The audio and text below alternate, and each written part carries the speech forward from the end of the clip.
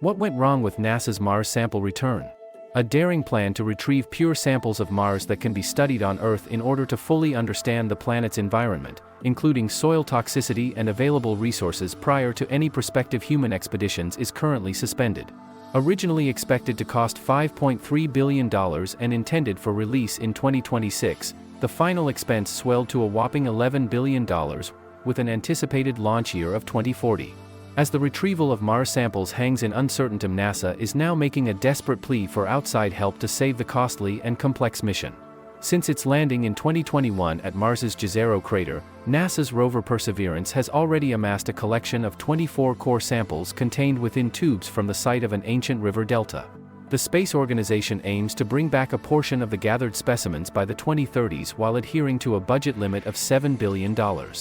NASA had previously planned to execute several launches intended for deploying a Mars ascent vehicle on the surface of Mars in order to acquire samples collected by the agency's Perseverance rover, which would then be brought back to Earth. Boeing has put forward its own idea to help NASA get its former project back on track and on budget. The concept centers on using NASA's Space Launch System rocket, for which Boeing is a lead contractor. The giant rocket has already been tested to great success on its inaugural voyage, the Artemis 1 moon mission towards the end of 2022, and is capable of transporting every piece of hardware required to execute an ambitious Mars sample return operation involving multiple spacecrafts.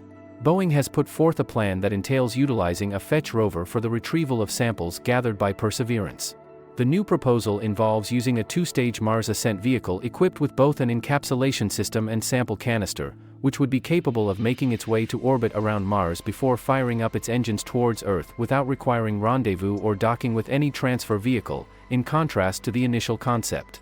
Beforehand, NASA's strategy involved executing numerous launches with the objective of positioning a Mars Ascent Vehicle, MAV, onto the surface of Mars, retrieving specimens obtained by their Perseverance rover and transporting them back to Earth.